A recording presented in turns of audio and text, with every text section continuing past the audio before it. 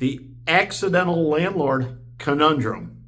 It's alive and well. And if you're not sure what an accidental landlord is, that is someone who purchases a home with the intent to live there ongoing. And when it was time to leave, they figured they would sell it and buy a different property. And for many people, they're going to live in a property for 5, 8, even 10 years. So they're not thinking about it too much, because when they buy it, they're excited, they're happy to be there. But like so many things in life, there is a change of circumstance. And for some people, they could be getting married or getting divorced or a job transfer, a blending of family. They could have, parents moving in or kids moving back in or kids moving out. There's all different things that cause people to need to change residence.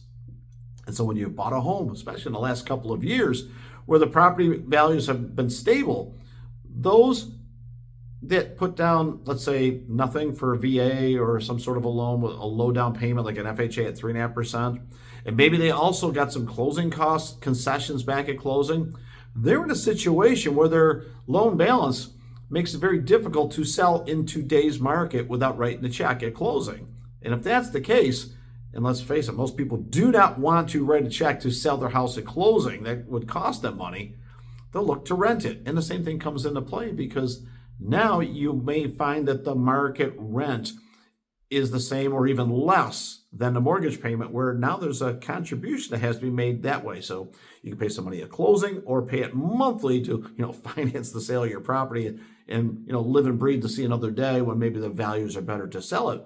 But for so many people, they become an accidental landlord. And with that, there's going to be some shared pain along the way as they move forward to have it leased out, maybe make a little contribution every month to cover the mortgage, and eventually sell it down the road when there could be the chance for breaking even or maybe even a profit.